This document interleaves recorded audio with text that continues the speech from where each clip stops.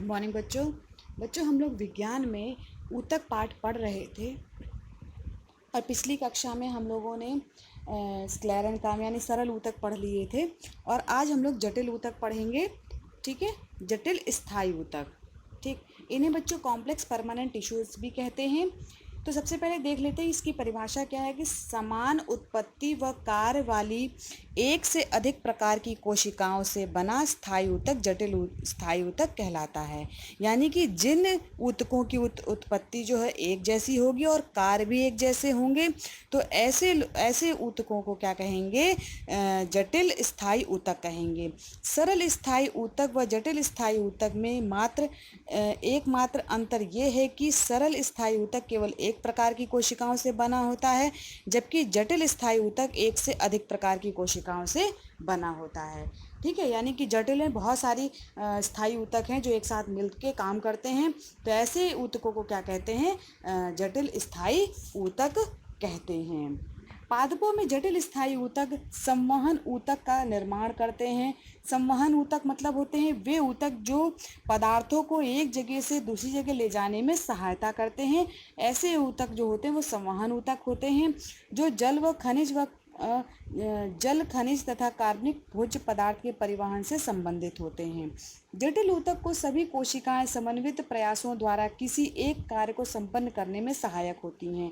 यानी कि जो जटिल ऊतक होते हैं किसी एक कार्य को ही एक साथ करने में सहायता प्रदान करते हैं। बच्चों, जो जटिल ऊतक होते हैं वो दो प्रकार के होते हैं, एक होता है जाइलम, दूसरा होता है फ्लोएम। तो अब बच्चों एक एक करके डिस्कस करते हैं हम लोग कि जाइलम क्या है और फ्लोएम क्या है। तो जाइलम जो है बच्चों उसको हिंदी में दारू कहते हैं, ठीक है, और इंग्लिश में जाइलम कहते हैं। तो ये संवहनी पादपों यानी वेस्कुलर प्लांट्स का प्रमुख संवहनी ऊतक है। जटिल स्थायी ऊतक जाइलम 4 प्रकार की कोशिकाओं से मिलने से बना होता है। यानी कि जो जटिल ऊतक होता है ये क्या करता है? ये प्रमुख संवहन ऊतक है पादपों का, और इनमें जो है बच्चों 4 प्रकार की कोशिकाएं मिलती हैं जो एक साथ जो है संवहन ऊतक का निर्माण करती हैं। पहला है बच्चों वाहिनिका या फिर ट्रकीट्स है, दूसरा है वहिका या फिर इसे ट्रैकिया कहेंगे, तीसरा है जाइलम पैरेन्काइमा और चौथा है जाइलम फाइबर। जाइलम प्रमुखतः मृतक ऊतक होते हैं, यानी कि वो मरे हुए ऊतक होते हैं। जाइलम पैरेन्काइमा को छोड़ करके सभी अवयव जो हैं यानी जो कोशिकाएं हैं मृत होती हैं। जो 4 प्रकार के जो जाइलम हैं उनमें से केवल जो जाइलम पैरेन्काइमा है ये जीवित होता है। बाकी 3 जो होते हैं जैसे कि वहिका या फिर ट्रैकिया, जाइलम ट्रकीट्स और जाइलम फाइबर, ये सभी क्या हैं? मृत हैं। ठीक, अब एक एक करके इनको डिस्कस करते हैं। तो वहिनिका या ट्रकीट्स, वहिनिका लंबी नलिका मृत कोशिकाएं हैं जिनके सक्रिय सिरे तिरछे भित्ति द्वारा बंद होते हैं। इन कोशिकाओं की भित्ति में लिग्निन का निक्षेपण होता है तथा परिवर्ती गर्त यानी कि बॉर्डर्ड पिट्स पाए जाते हैं। अनुप्रस्थ काट में ट्रकीड बहुभुजी दिखाई देती हैं। अनुप्रस्थ अगर आप काट करेंगे तो ये बहुत सारे इनकी भुजाएं दिखाई देंगी आपको। ठीक है, देखिए ये है ट्रकीड। पहला तो है बच्चों जाइलम का जो चित्र है, इसमें जो 4 प्रकार के जो जाइलम हैं जैसे कि वहिनिका, वहिका, जाइलम पैरेन्काइमा, जाइलम फाइबर एक साथ मिलकर के एक ये जाइलम बना रहे हैं। उनमें से जो दूसरा चित्र है ट्रकीड वहिनिका का है, ये जो है बच्चों ये लंबी होती है ये, और जो ऊपर और नीचे सकरे होते हैं ये तिरछे होते हैं। ठीक है, और इनमें देखिए बहुत सारे जो गर्त पाए जा रहे हैं, छोटे छोटे यानी छेद पाए जा रहे हैं, इन्हें कहते हैं परिवर्ती गर्त कहते हैं। इनमें से बच्चों लिग्निन निकलता है, और जब अनुप्रस्थ इसको काटेंगे तो ये बहुभुजी यानी कि बहुत सारी भुजाएं की दिखाई देंगी। नेक्स्ट जो पार्ट है इसका जाइलम का वो है वहिका या ट्रकिया। वहिकाएं नलिकाकार लंबी व चौड़ी गुहा यानी बॉर्डर ल्यूमन वाली कोशिकाएं हैं। इनका निर्माण कोशिकाओं के एक के ऊपर एक स्थित होने तथा बीच की भित्ति के कुल घुल जाने के कारण होता है, यानी इनका जो निर्माण हो रहा है बच्चों, जो बीच में जो भित्ति होती है ये पूरी तरीके से घुल जाती है, ठीक है। और इस वजह से क्या होता है, एक जो नलिका के रूप में, ये चौड़ी गुहा के रूप में ये दिखाई देती है।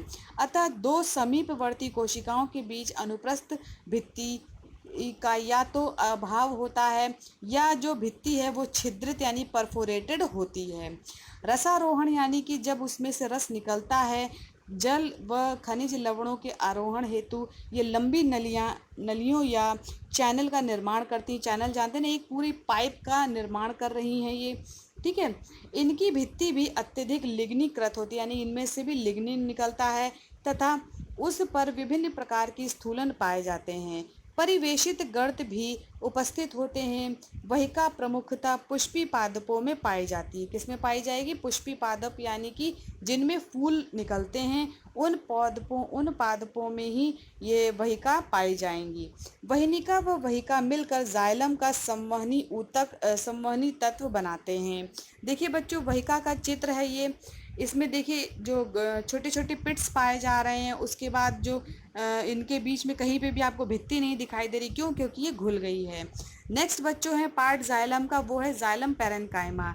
जाइलम पैरेन्काइमा जाइलम में पाई जाने वाली जीवित कोशिकाएं हैं। ये जल व खनिजों के क्षैतिज या पार्श्वीय संवहन में सहायता करती हैं। इनका कार्य खाद्य पदार्थ का संचयन भी है, यानी कि ये क्या करती, खाद्य पदार्थों को इकट्ठा करके रखती हैं। नेक्स्ट बच्चों जाइलम फाइबर या फिर जाइलम रेशे कहेंगे इनको।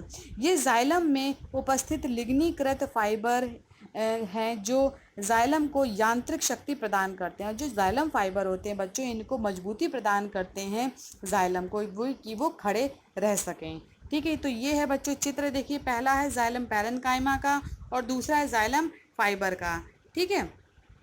अब देखेंगे बच्चों जाइलम का कार्य क्या है। तो दो प्रमुख कार्य हैं इनके। जाइलम का प्रमुख कार्य है जल व खनिज लवणों का परिवहन या रसारोहण, यानी एसेंट ऑफ सैप है ये। जाइलम ही जड़ों से क्या करता है, अवशोषित जल तथा खनिज पेड़ों की पत्तियों तक पहुंचाता है। जाइलम पादपों को यांत्रिक शक्ति प्रदान करता है, ठीक है। तो दो प्रमुख कार्य, एक तो जल को लेके जाएगा जड़ से लेकर के पत्तियों तक, और खनिज लवणों को लेके जाएगा। दूसरा है ये पादप को यांत्रिक शक्ति प्रदान करता है। अब नेक्स्ट वीडियो में हम लोग देखेंगे बच्चों दूसरा संवहनी ऊतक है, यानी जटिल ऊतक है, जिसे कहते हैं फ्लोएम।